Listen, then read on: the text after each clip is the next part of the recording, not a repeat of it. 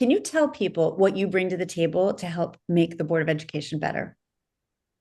Sure. I think by and large, it's both Mhm. exposure on the education side for a number of years. So, having served on the board of a foundation of a private school in New York City, having just been around like educators and family, and just been in the space for a while. And then on top of that, my job these days is primarily around two things. Like one, I drive a lot. I run client service for a vertical AI company, and so a lot of what we focus on is helping companies deal with changing technology.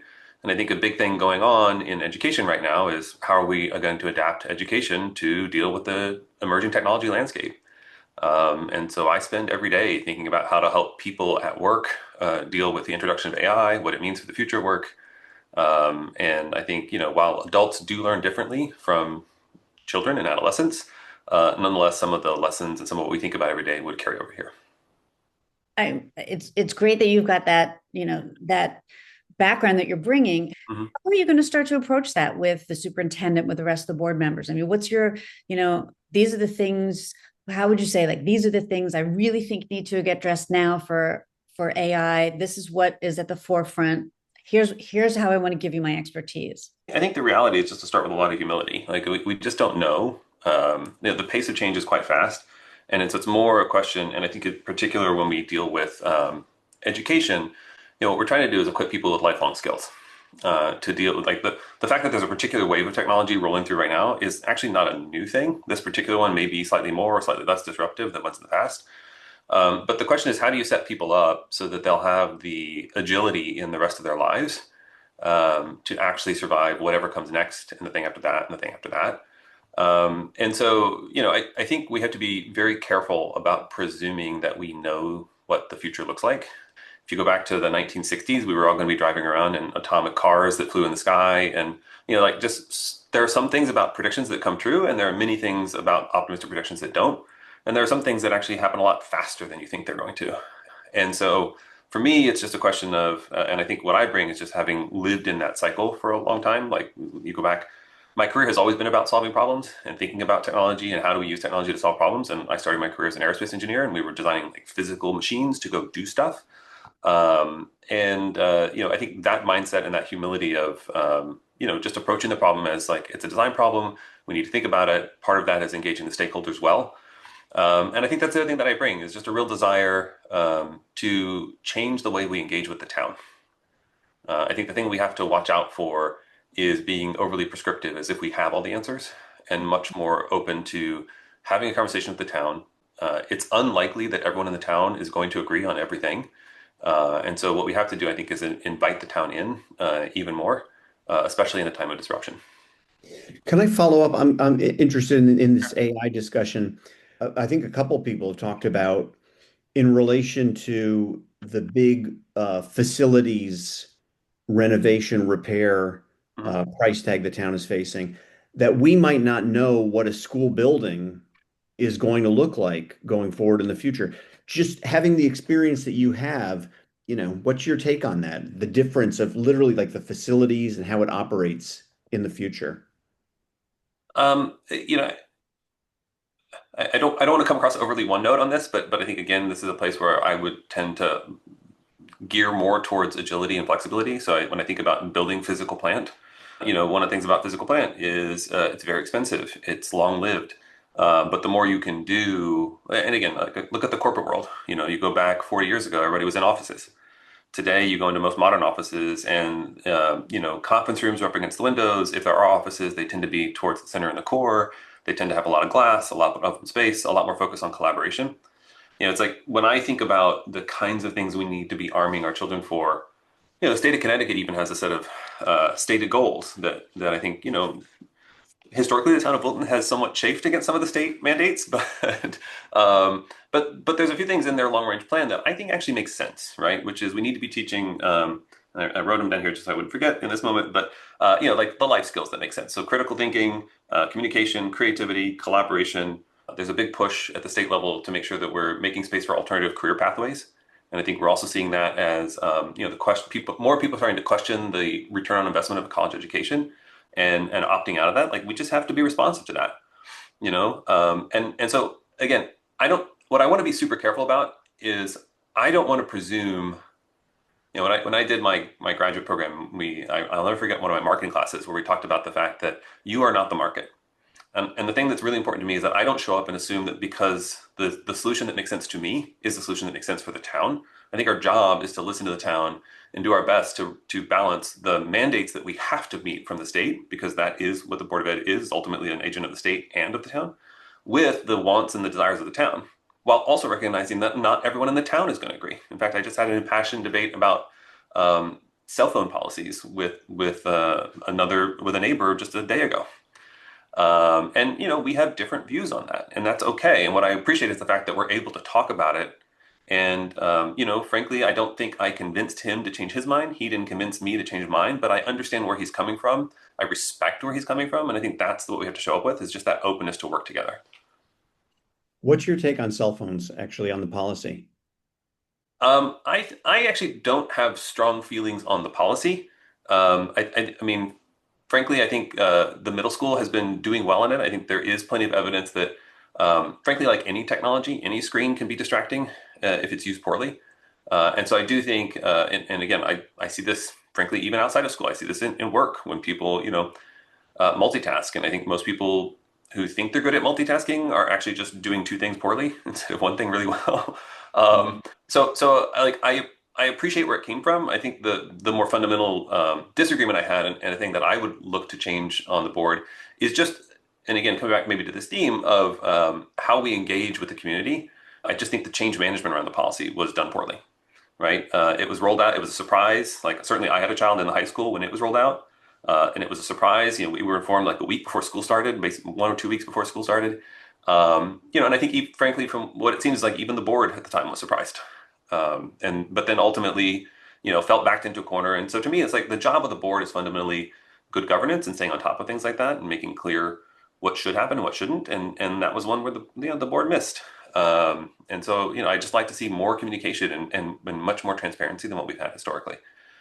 When you use the phrase about how we engage and more communication and transparency, I mean, how would you do that? How would you engage with people to, you're going door to door now, but in terms of getting feedback from residents, whether residents have kids in the schools or not, how would you go about engaging and communicating? Yeah, I thought about this. I mean, I also, one thing that's really important to me is that we not make commitments that we can't honor. And so I want to be careful that I'm not making commitments that I can't honor. But certainly a thing that I've been thinking about, and I don't know if people would take advantage of it, but if they would, I would certainly enjoy it, and frankly, therefore probably do it. Which is just sort of holding office hours. Like, I would just love, again, a thing that we do in my work all the time, because we're building innovative technology. And so a big part of that is to go in and listen to your customer and understand, like, what matters to you? How do you think about this? And I would like us to just do that with the town more. And I certainly would be happy to, pick a, I don't know, one Saturday a month and just go hang out at the library or a coffee shop or something, and just say, like, hey, these are office hours. And if you want to come in and talk about something and you feel constrained by you're only allowed to talk for 2 minutes at a board meeting and it can feel charged, like, just come and talk to me. And I'm not going to give you answers because I can't. It's like a single board member can't make commitments, but I will listen. And I can't commit that I will agree, but I will listen. And I think for a lot of folks, just understanding that someone cares about what you're saying and they want to be heard, like, that's what's important. So that's on the one side. I think it's just making the board accessible in that way. And then the second thing, I think we don't do as much as we could. So the board has public meetings, public agendas, public documents that are shared. But I would love to see the documents shared earlier so that people could actually read them in advance and decide, do I need to show up at this meeting and say something or not? Instead of posted to the website like day of or day after. I would love to see, the board being thoughtful about, given the agenda topic, is this thing that we think people will have strong feelings about? And then what do we do to make sure they know we're having the conversation? Years ago, we had the whole schedule introduction at Middlebrook and how that moved around. And certainly that was the thing that I was vocal about. It was actually May, I think, of this year that I was talking to a friend. She said to me, so whatever happened with the schedule at Meadowbrook? And I said, oh, they rolled it back. Like, they actually changed it again. And she said, they did? I didn't hear about that. I was like, yeah, there was a board meeting, but nobody made a story about it. Like nobody really talked. Like I think you guys actually did cover it, so thank you. But but like it wasn't a big deal, and so no, and her parents, or sorry, her children were no longer in the middle school, so she wasn't following the middle school specifically closely. And so she had no idea that basically it was like, yeah, we rolled out a schedule change, which I would argue was again an example of like a change that was pushed too quickly. Like I feel like we pushed some changes too quickly without enough notice. And there's other changes where the faculty and staff are on board and want to make a change, and we hold them back, and so we almost go too slowly where we have the stakeholders aligned. And so I think just modulating that a little bit would lead to greater success. And then being aware of this is probably noteworthy, and we should do everything we can to make sure people know about it, so that if they do have opinions, we know what they are, and we can act in the town's interest. So as you've been going door to door, what are you hearing that people think are the issues? I mean, we've talked about AI, we've talked about that transparency, and the cell phone policy. What other kinds of things are you hearing about from residents? And then also, what are you bringing to the table that you think are key issues that are going to face the district? Yeah, I think a fair bit of it is curriculum. So there's been a lot of curriculum design. The town went through a thing a couple years ago where the state mandated a change to the reading curriculum. The town ultimately decided to not comply with the state's requirements, rolled out a different reading curriculum, which the state then said, no, this isn't acceptable. And so we had to then pay a second time to buy yet another reading curriculum and roll that out. So I think, those kinds of things are coming up. I am hearing from a few folks things about it's died down a little bit in the last couple of cycles, but we certainly still have a little bit of lingering question around the school budget and is it growing, and constantly hearing how the school budget is a bare minimum budget. And then we've had 2 summers in a row now where um, the schools have effectively found, I think is the word that they use, like something in the neighborhood of $100,000 at the end of the budget year, and then chose to spend it on major initiatives. And again, whether those are the right initiatives or not, I think isn't so much the thing. It's more the sense of, and I think the board did just recently enact a policy to address that, to say like you can't just find $100,000 and just spend it on a thing that wasn't budgeted for to begin with. Like if you have an initiative and you want to do it, that's fine. Let's just get budgeting approval for it, especially something of that scale. And if we don't want to spend money, we can give it back. Like just because it's budgeted doesn't mean it has to be spent if you don't actually need it. And I think that becomes important. And then the other thing that people I think are not talking much about, except in pockets and sort of, I think they're seeing more of the symptoms of it as opposed to what I think is the root cause, which is, we continue to have, and this is not unique to Wilton. I think nationwide we're seeing declining enrollment, right? Like this is just macro trends in our economy, and Wilton is not immune to that. And so, if you look at the high school classes, I think so. My son's a freshman in the high school this year. So by the time he graduates, the total high school population will be down like 10%, is the current estimate from where it is today. And part of that is like there's an especially large class that graduates in 2 years, and like that class has over 300 students, and there's no other class below them in the current. That's the junior class now. So none of the 11 grades K through 10 below them have more than like 280-ish, 290-ish, and they're at like 330.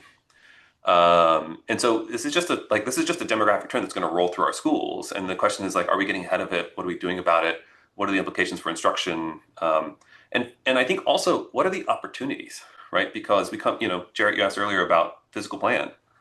Well, okay, if you've got a building that was built for 15, 20% more people than are actually occupying it, what does that allow you to do in terms of how you approach renovation? What does that allow you to do in terms of how you configure the space to take advantage of the fact that it's underutilized for some period of time? So those are things I'm hearing about. And then obviously curriculum, inevitably test scores, worrying about like continued performance of the schools, math and reading, basic literacy continues to be a challenge. And then for some folks, there's an ongoing question around achievement for students with special needs. Getting back to what you were talking about earlier about the board as a whole and the functioning of a board, sometimes it seems as if the board just works in lockstep, that everything's just a unanimous approval of whatever Kevin Smith is putting forward. What are your thoughts on that? And what's the role of a board member? In my mind, the board has two primary functions, right? One is to essentially set policy, right? And often that is to set policy that is either driven by the town's values and perspectives or by state mandate and state requirements.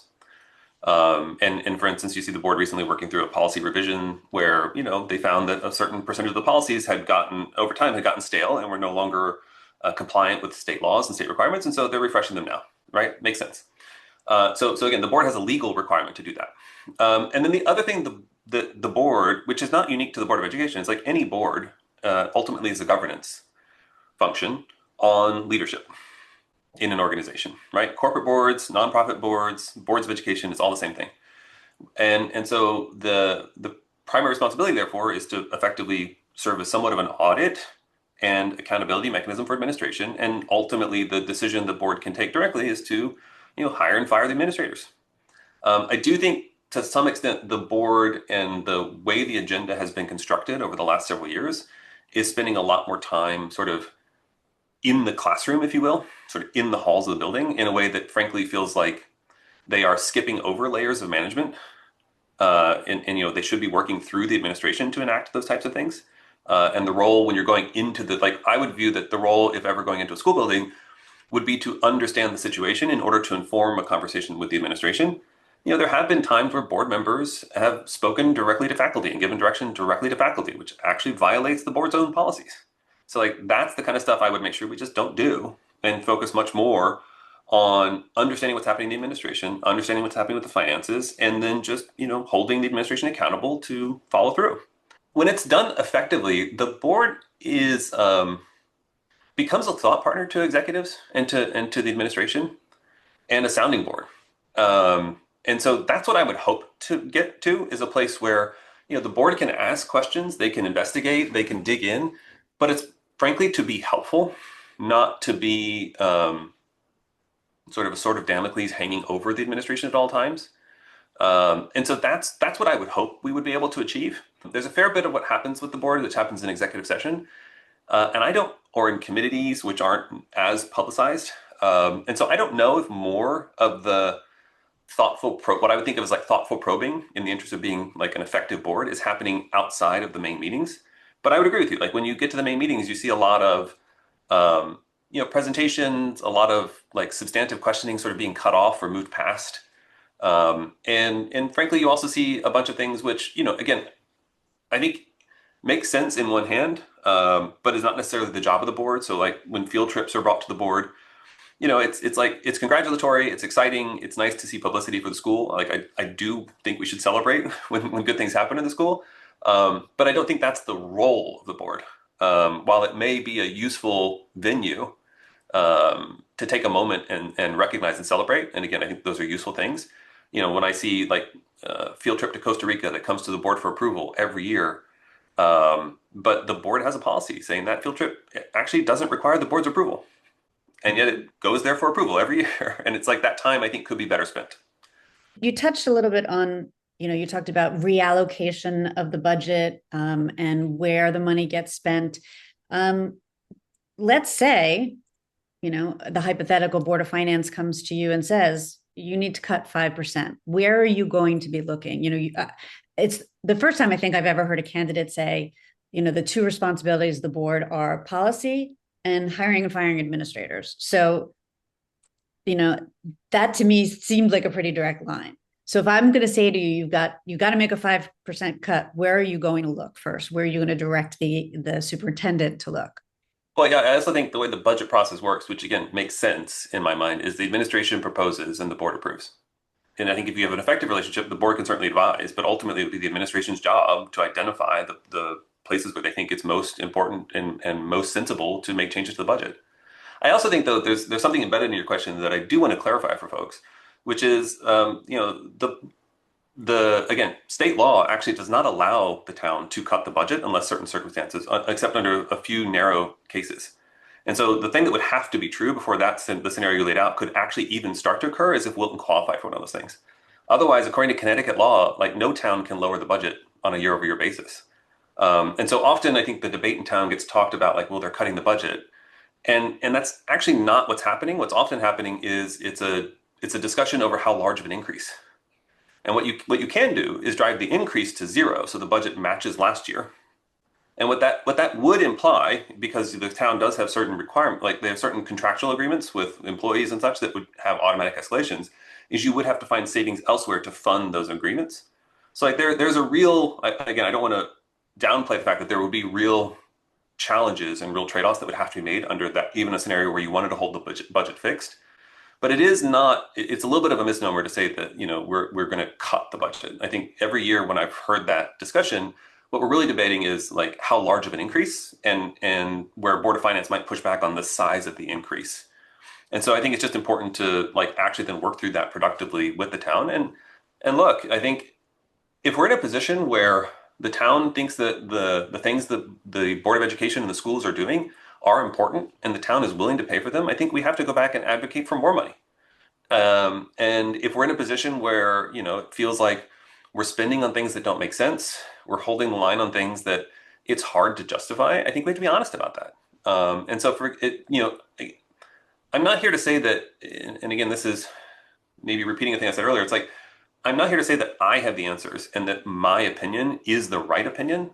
What I am here to say is we need to do a better job of actually bringing more voices to the table and actually having substantive debate to try to get to what is the best possible answer we can get to. And then we have to be real about the fact that somebody's going to be unhappy regardless. And that's where I think it's really important to have a process where people have a chance to be heard. Because if people are heard and they can say like, okay, you didn't land where I wanted you to land, but I think you actually listened to me. You actually considered my input. You actually had a thoughtful process. I may not like it, but hopefully I can live with it. And that's where I'd like us to be. You referenced how past boards may have spent a lot of time in the classroom. I still want to ask you about curriculum areas where you think maybe the district needs to focus on improving. I know that there was, investment in the math program, and I think you've seen some increases in Mhm. the scores from that. Where do you think that the district needs to look now? Yeah, so some of it, again, I think is stuff that we just have to continue to do, and even that the district is doing, but we need to just watch to make sure that the changes are working because it's new. So, again, the state just mandated a personal finance class, and we implemented one, which makes sense. Like we had to. But it's brand new. And so the question becomes, well, what are we doing to figure out whether what we did is achieving the goal or not? Like I think when you're given a mandate from the state, you have to comply. And I think you have a choice in general of you could say, okay, I'm going to do the bare minimum to check the boxes and move on and say I did what you asked me to do. Or I can look at it as an opportunity to say, okay, well, what goal are they actually aiming towards, and how can I both comply with the law, but actually make sure I'm setting my students up for success. And again, I think that the goal of the schools is to ensure that we're sending out great citizens, people who are set up for success in life. Continuing to monitor that type of thing is helpful when we're making those introductions. I do think we should be open to the possibility of introducing more alternative career path type curricula, and whether they are things that we directly do in the school or we find other ways to do. And again, I want to be super careful that I'm not the market in this case, but it's like, the high school I went to was in rural Maryland, and a third of the people I went to high school with worked on family farms, and they were going to be farmers. That was their plan. And we had a strong ag and vocational education wing in the high school for folks who were going down that path. And it meant I had the opportunity to take wood shop and metal shop and those types of things. And so, yeah, I know we have a different population in this town and they may have different interests, but I think we need to, figure out the extent to which we want to start to offer things that look more like trades. Also in the math curriculum itself. So I had a chance to participate a little bit with the math curriculum committee. And in the last meeting of the school year, so I think that was like May of this year, so the end of the prior school year, one of the questions, there was a group of elementary school teachers there, and they were basically looking at the new math curriculum, which had not been rolled out in the elementary grades, and trying to decide, are we excited to go do this in the elementary school? And they said they were, and they wanted to do it this year. And I believe we ultimately decided not to study it for another year before we rolled it out there. And so again, this is a case where I feel like you've got a set of like really important stakeholders, which is the teachers that are actually going to have to do this, saying, we've seen evidence, it's working, we're excited, we want to take it to elementary school, and we're just not ready to move fast enough. And so I think there are places where we can look for those opportunities where the things are aligning and it seems to be working well, and go for it.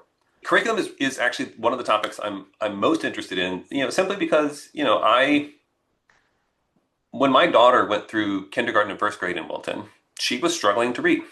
And I do believe that the reading curriculum was not serving her well, that we were using at the time, which is not the one we use today. And, I'm lucky. Like I said, I've got educators in the family. So my mother-in-law is a retired kindergarten teacher, and she saw the signs of my kindergarten age daughter struggling to learn to read. And she just started teaching her at our house the way, with the program that she knew had worked for her for more than 20 years in the classroom. And, our daughter, thankfully, can read quite well now. So, crisis averted, but in some sense averted because of a lucky confluence of circumstances. And I think the other thing I worry about is many of the curricula we're starting to roll out in the classroom feel like they are geared towards telling teachers to follow a script, which does ensure consistency, but I think it robs the classroom of like passion and energy and all the things we need to turn students into people who actually enjoy learning. Creating adults who enjoy learning and know how to learn on their own and learn independently, going back to where we started this conversation, like in a world with rapidly evolving technology, rapidly evolving expectations of work, is vitally important for somebody who's going to have a vibrant career for 40 or 50 years. And if we can't get them that, then they're going to leave here with like some rote set of skills that the minute those skills become irrelevant because of some change in the world, they're now stuck. And that's what I don't want for our children.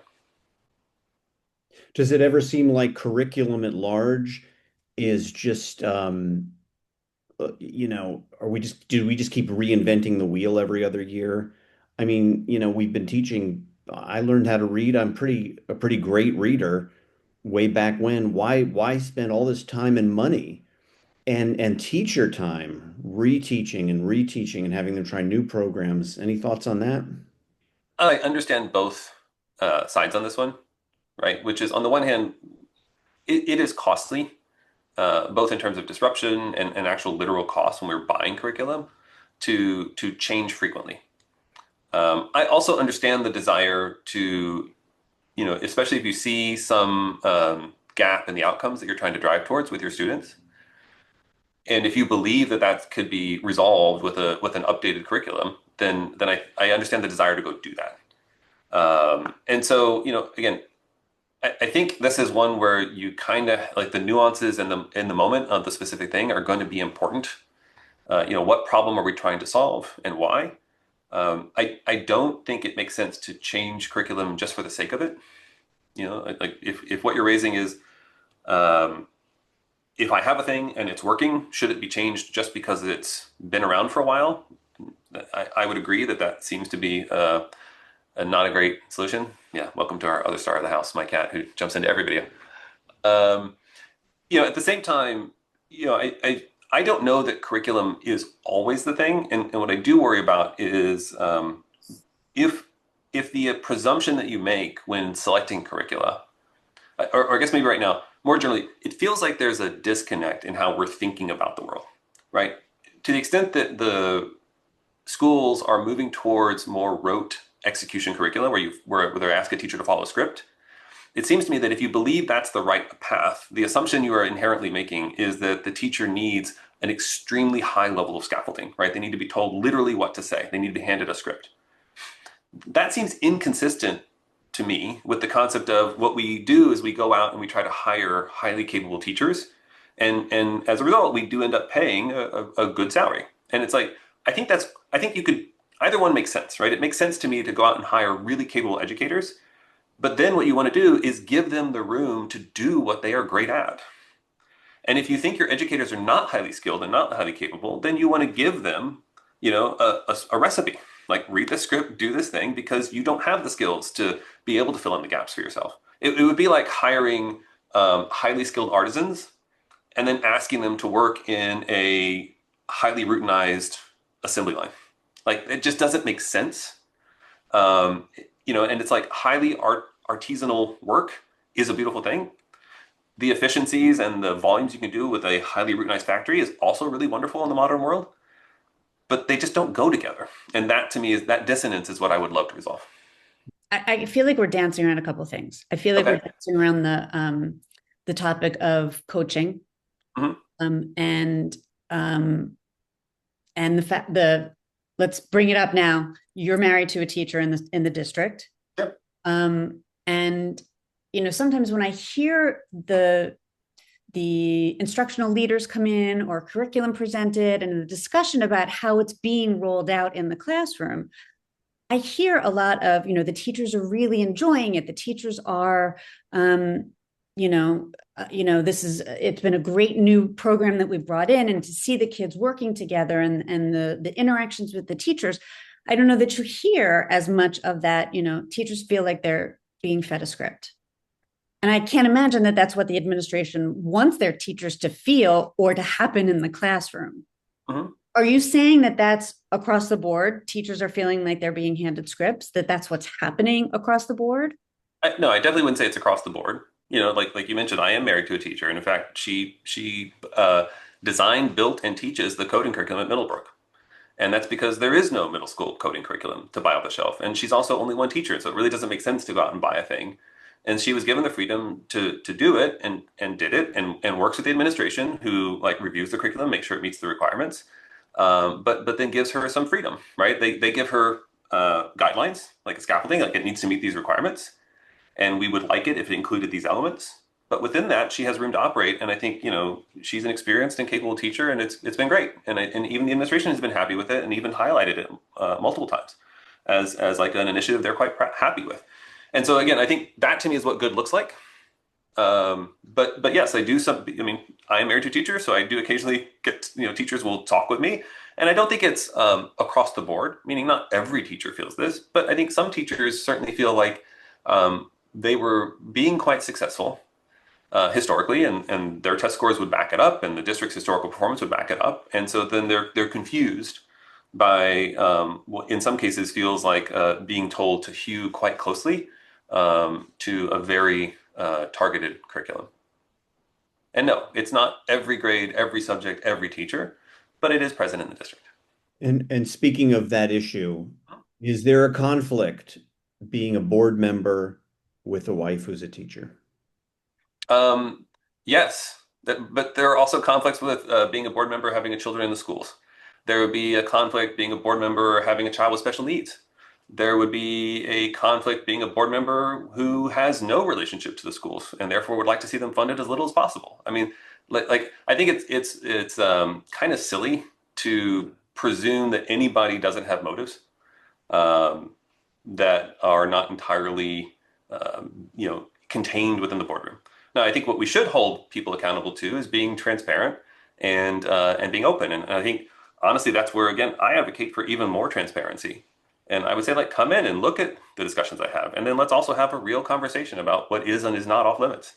Like one thing, if we want to put on the table, is like the teacher contract is going to come up for renewal in the next 4 years. So great. Like it's very easy for me to say, I will not cast a vote on the teacher contract. By the way, the board doesn't negotiate the contract anyway. The administration does. And again, it's one of those things where the administration negotiates a contract. And what they do is they bring a completed contract to the board and they say, do you agree with this or not? Now, does the administration ask for certain board members to help them with the negotiation? And does the board typically send one or two people to help with the negotiation? Yes. Would I volunteer for that role? No. Like it just seems pretty straightforward. And then I would also just flag that, again, when it comes to teacher stuff, like teachers are covered by collective bargaining. And, my wife is one of more than 400 in the district. And so, the idea that those types of things, like the scale of a thing you would have to do there to make a difference is pretty egregious. There's a theoretical thing of we'd like a world where nobody has conflicts. And then there's just the reality of everybody does to some extent. And I think what we really have to hold ourselves to is a practical standard of, we would like the conflicts to be manageable. We'd like people to be honest and open about them. And then as a result, that gives us confidence that people are, in some sense, honest operators. And so that's the thing I would commit to be, is just like, I'll be an honest operator. And if people have concerns with it, I'd love to hear about it and we'll talk it out. What I think we have to be really careful about, which did happen in the last cycle, was just, assuming people know each other's minds and almost Pollyanna-ish, the sky is falling. And I'd also just point out, like, we've also had a board member married to a teacher for the last 2 years. And we had some people in the last election cycle saying the board would be absolutely dysfunctional if anybody married to a teacher was on the board. And now we've had 2 years of the board functioning reasonably well. And I would say the issues that the board has had, which have not been huge, are not because the person's married to a teacher. And so it's like, it just feels like that's an issue we should just have moved past by now. It's like we've got proof that it's just not the end of the world. You said something earlier in the conversation about time of disruptions. Yes. In a time of disruption. What did you mean by that? Oh, I just meant all the technological change happening in the world. Okay. Right. So people are trying to figure out how does this work now? 3 years ago, 4 years ago, when ChatGPT first came out, the board actually, I was at the meeting where the board first discussed it. Fran Kompar was there, and the board was asking Fran, like, what is this thing and what does it mean, and should we be worried about it? And we've heard that students are using it in inappropriate ways, and Fran said, oh, don't worry about it. The technology is going to be a while, and of course, it has moved much more quickly than what the board at that time was led to believe. I do think Bill Antoniadis, who's fantastic and brought into the district recently and run the technology world, like, I think he gets it, he sees it, he's on top of stuff, the board is getting good advice, but there's a reality of the pace at which this technology is moving is going to impact, or I should say, has a reasonable probability of impacting students who are in the schools now. Like, this is one of those things where we have to really dig in and do a hard thing and put the time and the effort into figuring out the best we can what the right answers are for the children in this town. The fast end of the projections, when people are saying, well, will this technology get us to a world where we have an artificial general intelligence? The people who are optimistic at the speed with which that's going to happen are saying, like, it literally could be in the next 2 to 5 years. And that's a radical change for how work gets done in the society more broadly and also in schools. Like, I really worry when we've got students who are using something like Claude, ChatGPT, Gemini, whatever your favorite model is, to create something whole cloth. Meaning, and you both are writers. And so, the idea of using something like that to decide what to say is a thing that I think we should fight hard to make sure that our children don't fall into that trap. I think there's a reality, though, of if we've taught our children well how to form a point of view and they know what point of view they want to espouse, and then they want to use some sort of tool to say, okay, I've written my point of view. I want to try to make it better. Like, I think as a school, we have to ask ourselves, like, is that okay? And I think you can draw analogies to, like, is it okay to use a calculator in math versus doing it by hand? But you could also say, like, no, even the polishing and learning the perseverance to work through it on your own is actually the skill we're trying to teach. And so, like, those are the kind of debates I would love us to be having, is like, what position do we want to take on this? Like, how do we want our children to sort of go forth into the world? What is our best guess about what's going to set them up for a future that we have to, again, be super humble about the fact that we actually are, most humans are actually really bad at predicting what the world's going to look like 20 years from now. And so we have to know that, and then given that, make the best choice we can. Towards that end, freedom of speech issues have been at the forefront of national discussions lately. Mm-hmm. How do you think the board should advise the superintendent, if at all, say if a parent group wanted to change the way certain topics are taught or keep certain books out of the classroom? I would say, as a general rule, I would like our local school board to really be as insulated as possible from national politics. In general, which is what first got me interested in the school board, was I felt like a few years ago, and I do think it's gotten better in the last 2 years, but I felt like the board was getting too partisan, and I just don't want my local board of education to be about party politics. Yes, I run on the Republican ticket. I have always been and remain proudly unaffiliated, but I think very much a centrist, and I think we have to make reasoned and reasonable choices. In general, I don't think it's possible to give a blanket answer to your question. right? And for that, it's because I think the reality is these are difficult questions that involve trading multiple things that are important in a liberal democracy. And I want to make sure I'm using that term in a very classical sense of the way, like, a liberal democracy, meaning my daughter's taking AP Small history right now. L, liberal, Yeah. small L, democracy, small D. Yes. And so it really is the idea of like the ideas of the Enlightenment, and we want informed people, and we want people who are literate and capable of having a discussion and and exposed to ideas. And so I think it's important that our students be exposed to ideas, that they be aware of what's going on in the world. You know, a similar example, I think, what you're raising, Jarrett, is there have been limitations on the extent to which faculty in the schools are allowed to discuss certain current events. That's just what has happened in Wilton already, and it's because people have recognized that even within Wilton, people have very different views on those events, and for fear of almost a belief that there is no way to do it without offending one side or the other of that current event, it simply said like, well, just don't do it. And I actually think, I understand where that comes from. I really do. I also think the risk in making that particular policy choice is that we limit our children's exposure to what's going on in the world.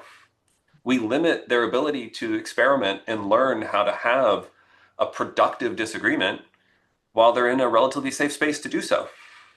And so for me, if I think about the goal of trying to create sort of engaged and enlightened citizens, I think we have to be willing to ask the question of, to your point, like in general, I don't really love the idea of limiting speech or access. I also think there's a reality of, like when you talk about books, like in some sense, there's a flip side of that conversation, which is like we do that every day on a practical sense because the library decides which books to buy, and they decide in that moment, the Library of Congress has a lot more books than the Wilton Library, and that's okay. That's how it should be. And so the point is we literally can't have everything in the library, and so we're always making these choices. And so for me, it's just be important that people have access to the things that make sense. I think kind of one of those like it when you see it. There are certain things that I think in general as a town probably have some shared values about things we don't want, things that we would consider highly adult. That maybe we don't want in a library, things that, even societally, we have laws that like you're not allowed to see it until you're 18, clearly should not be in the library. And so it's like we have some of these limits. And then I think what we have to do is within that, figure out where can we find the common ground to move forward. Because sometimes, whether it's been in conversations around the budget between the Board of Finance and Board of Education or at town meetings, what have you, people have suggested, manage it more like a business. Mm-hmm. How would you answer that, especially coming from that corporate background? I think there are things we can do as a business, or more like a business, I should say. But I also think there's a reality that government isn't a business. Government can't go out of business. Like you're. So the idea of like, oh, we'll bet it on and don't worry about it. Worst case, we'll just declare bankruptcy, and it's fine. I don't really want to declare bankruptcy on our kids. Like that's just not okay to me. I think there's also a reality of when you form a business. So I work for a startup, and we've been quite successful and it went well. And part of what we attribute that success to was relentless focus. Like we picked a problem that we were really confident we could help the world with, and we focus on it. And even when people asked us to do other things, because they said, oh, we see what you're doing, we'd like to apply it over here. And we said, we agree, we probably could help with that. But if we do that, we'll do two things 50% good. And what we want to do right now is do this one thing really well. And then once we've solved that, then we'll come back and we'll deal with it. Well, when you're doing government, when you're doing education, you don't get to not do everything in some sense, right? Because you can't say, I just want to get 11th grade really, really good. And the rest of the grades, let's not worry about it. A company can do that because there's a market. And if you're focused on 11th grade, like maybe somebody else will come in and do 10th grade. Again, government doesn't have that luxury. It's a monopoly. It has to be there. It has to deliver. So I think in that regard, you can't be there. I think the other thing, when you want to focus in that way, you can build a group of people. When you build a company, you can create a group of people with shared values who agree on how they want to operate with each other. When you create a town government, you have a set of borders that are, in this case, predefined for us. Like Wilton exists as a town. The borders are not changing. We don't, and I don't think we should, frankly, just to be super clear, limit who can and can't move into town. And yet, part of what government has to do is to help us is do the work of politics, right? And politics not in the sort of dirty sense, but in the or the sort of pejorative sense, but in the sense of politics is just how large groups of people get things done. It's how they work through disagreement. It's how they agree on what collective actions they're going to take. And so for me, that is the other difference, right? Is like I think in a corporate world, we can just be very clear at the end of the day, like this is your call, and we will snap to it. And in politics, I think we have to be open for the divergent views, and we have to welcome those people in. And that's why I want to make sure we're listening. We're getting those views in, and we're trying to work to a point where as many people as we can understand that they've been part of the process and can work on, can be part of it. And again, in the corporate world, you're not required to do that. Yeah. We're going to wrap it up with a question, pretty easy. What's your 30-second elevator pitch to voters about why you belong on the Board of Education? I'm here for transparency. I'm here for accountability and openness. I'm here because I want to invite the town in more than we've done in the past. And I'm here because the schools are, much like the rest of society, going to be going through some technological change that I think is going to impact society. And it is important to have a voice at the table who is comfortable and familiar with that space. And I think that's a unique skill that I can bring to the table, given my background. Okay, great. Mark, thank you. Thank you for the time.